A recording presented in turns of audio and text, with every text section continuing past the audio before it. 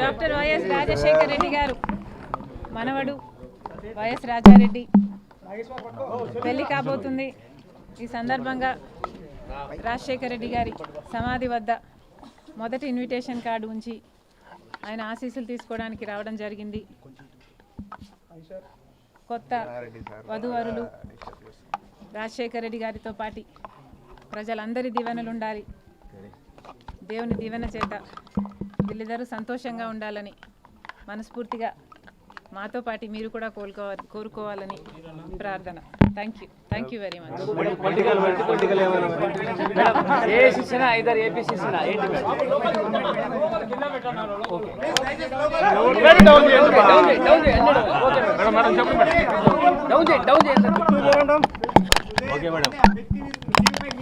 కాంగ్రెస్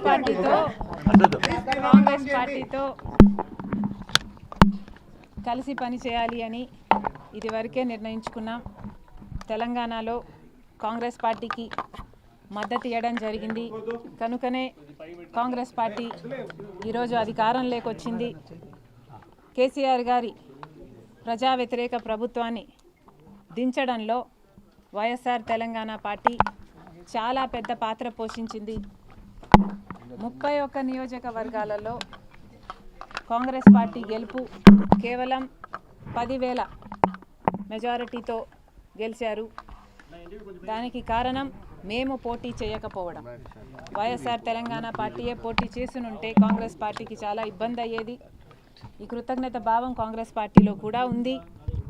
వైఎస్ఆర్ తెలంగాణ పార్టీకి నేను చేసిన త్యాగానికి కాంగ్రెస్ పార్టీ వాళ్ళు విలువనిచ్చి ఈరోజు నన్ను కాంగ్రెస్ పార్టీలోకి ఆహ్వానించడం జరిగింది.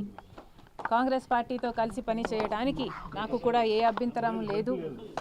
ఎందుకంటే ఈరోజు కాంగ్రెస్ పార్టీనే మన దేశంలో అతిపెద్ద సెక్యులర్ పార్టీ, ప్రతి ఒక్కరికి భద్రతనిచ్చే పార్టీ కాంగ్రెస్ పార్టీ. కనుక కాంగ్రెస్ పార్టీని బలపరచాలని మేము నిర్ణయించుకున్నాం.